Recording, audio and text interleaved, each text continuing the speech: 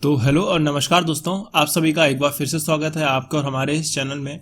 हमने पिछली क्लास में तत्सम और तद्भव के बारे में जाना था। ठीक है, हमने पिछली क्लास में तत्सम और तद्भव के बारे में जाना था और उससे पहले का जो वर्णमाला का जो था वो भी हम लोग पूरा कर चुके हैं, जिसमें हमने स्वर व्यंजन को बहुत ही डिटेल में समझा था और उसके जो पीडीएफ जो थे वो मैंने अपने टेलीग्राम चैनल पर अपलोड कर दिए थे। तो टेलीग्राम चैनल जो नाम है, जो मेरे यूट्यूब चैनल का नाम है वही मेरे टेलीग्राम चैनल का भी नाम है।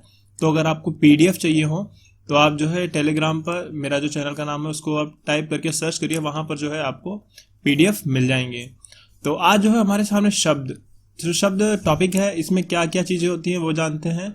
तो इसमें हम पढ़ेंगे रूढ़ शब्द, यौगिक और योग रूढ़ शब्द है, इनके बारे में पढ़ेंगे क्योंकि ये इनसे प्रश्न जो है अक्सर पूछ लिए जाते हैं हमारे कॉम्पिटिटिव एग्जाम में।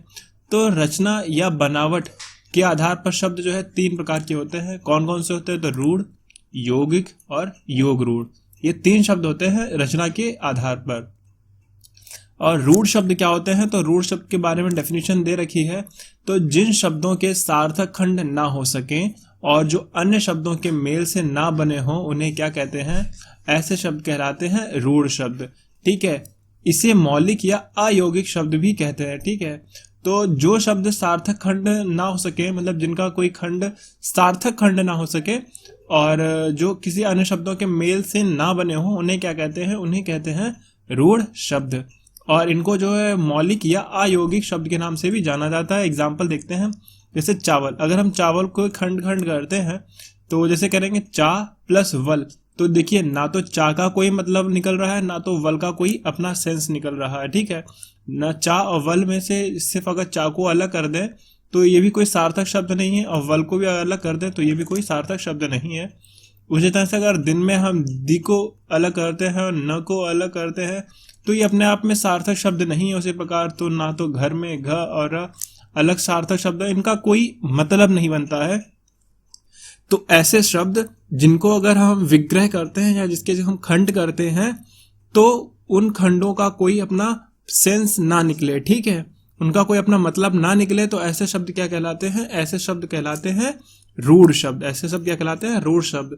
इसकी डेफिनेशन में ही इसके बारे में बता रखा है कि जिन शब्दों के सार्थक खंड ना हो सकें और जो अन्य शब्दों के मेल से ना बने हो उन्हें क्या कहते हैं? उन्हें कहते हैं रूढ़ शब्द। आई होप कि आपको ये चीज समझ में आ गई होगी। अब बढ़ते हैं अगले यौगिक की तरफ। तो यौगिक किसे कहते हैं? तो यौगिक का अर्थ ही है मेल से बना हुआ। तो जो शब्द 2 या 2 से अधिक शब्दों से मिलकर बनते हैं उनको क्या कहते हैं? उनको कहते हैं यौगिक शब्द। जैसे विज्ञान, वि प्लस ज्ञान। अब देखिए यहां पर ज्ञान का अपना एक मतलब है, ठीक है, और फिर बाद में है विद्यालय। विद्या को लय को अगर हम तोड़ते हैं तो यहाँ पर विद्या और आलय, यानी कि विद्या का मतलब हो गया ज्ञान और आलय का मतलब हो गया स्थान। तो जिस जगह पर ज्ञान का जो है बांटा जाता है, ज्ञान दिया जाता है, वो क्या कहलाता है? विद्यालय कहलाता है। और डेफिनेशन में भी यही कहा है कि जो शब्द 2 या 2 से अधिक शब्दों से मिलकर बने हो, ठीक है, ये 2 शब्द हो गए। फिर राजपुत्र, उसी तरह से राजपुत्र में अगर राज को अलग करेंगे पुत्र को करेंगे तो राज और पुत्र के अपने अलग अलग मतलब आ रहे हैं ना। तो जैसे राज का मतलब हो गया राजा और पुत्र का मतलब हो गया पुत्र यानी कि बेटा। तो इससे क्या मतलब समझ में आ रहा है? तो अगर शब्दों का हम खंडन करते हैं तो उसमें अगर कहीं पर भी 2 या 2 से अधिक अगर उनके हमको मतलब या शब्दों के जो मतलब है हमको जानने को मिल रहे हैं उन दोनों के, तो वो कैसे शब्द कहलाएंगे? यौगिक। यानी कि मेल से बने हुए शब्द, 2 शब्दों के मेल से बना हुआ शब्द क्या कहलाता है? यौगिक कहलाता है। इसके बारे में एक नोट है, नोट को हम समझते हैं। तो यौगिक शब्दों की रचना जो है 3 प्रकार से होती है। कैसे कैसे हो सकती है? उपसर्ग से हो सकती है, प्रत्यय से हो सकती है और समास से हो सकती है। ठीक है, उपसर्ग और प्रत्यय और समास से जो है यौगिक शब्दों की रचना हो सकती है। तो प्रश्न ये बन सकता है, उपसर्ग, प्रत्यय और समास से किस प्रकार के शब्द बनते हैं? रूढ़, यौगिक या फिर योग रूढ़। ठीक है, या फिर योग रूढ़। तो आंसर क्या हो जाएगा? यौगिक। ठीक है, उपसर्ग, प्रत्यय और समास से जो है यौगिक शब्द बनते हैं। फिर है लास्ट योग रूढ़, और ये काफी इंपॉर्टेंट है और बहुत ही इजी है ये सारी चीजें।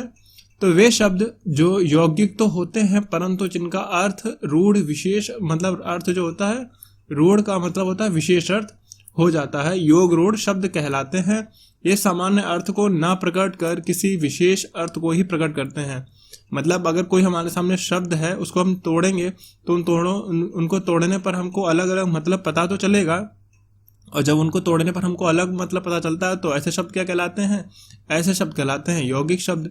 लेकिन योग रूढ़ शब्द क्या होते हैं? योग रूढ़ शब्द वे होते हैं जिनके दो अलग अलग मतलब तो होते हैं, लेकिन जब नया शब्द बनता है तब उस शब्द का जो है मतलब कुछ और होता है।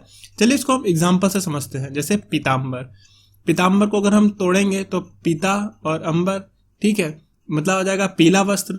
लेकिन हम पीला पीताम्बर यूज किसके लिए करते हैं? हम लोग पीताम्बर यूज करते हैं विष्णु जी के लिए, ठीक। जैसे वहां पर यौगिक में क्या था? राजपुत्र था, तो राजपुत्र को हमने तोड़ा राज प्लस पुत्र में, तो राज का मतलब राजा हो गया, पुत्र का मतलब पुत्र हो गया, राजा का पुत्र हो गया। इसका मतलब कुछ और तो नहीं निकल रहा था ना, राजपुत्र का मतलब सीधे यही निकल रहा था कि राजा का पुत्र। लेकिन पीताम्बर को अगर हम तोड़ते हैं तो पीताम्बर का बनता है पीला प्लस वस्त्र, यानी कि पीला वस्त्र। और पीला वस्त्र हम किसके लिए यूज करते हैं? पीताम्बर हम लोग यूज करते हैं विष्णु भगवान के लिए। उसी तरह से आता है जलज, यानी कि जल में जन्मा, ठीक है, और इसका मतलब क्या हो जाएगा? कमल, ठीक है। तो इसी तरह से अगर हम दो शब्द कोई है हमारे सामने, उसको हम तोड़ते हैं, उनके अलग अलग मतलब होते हैं, लेकिन वो जो है किसी और चीज की तरफ लेकर जाता है, तो वो कैसे शब्द होते हैं? वो होते हैं हमारे योग रूढ़ शब्द। और योग रूढ़ शब्द की सबसे अच्छी पहचान जो होती है, जो बहुव्रीहि समास के जो सभी उदाहरण हैं वो योग रूढ़ कहलाते हैं, ठीक है। तो ये आप याद रखिएगा, बहुव्रीहि समास के जो उदाहरण है वो क्या कहलाते हैं? योग रूढ़ शब्द कहलाते हैं। और दो या दो से अधिक बने हुए शब्द जो होते हैं उनको क्या कहते हैं? उनको कहते हैं यौगिक।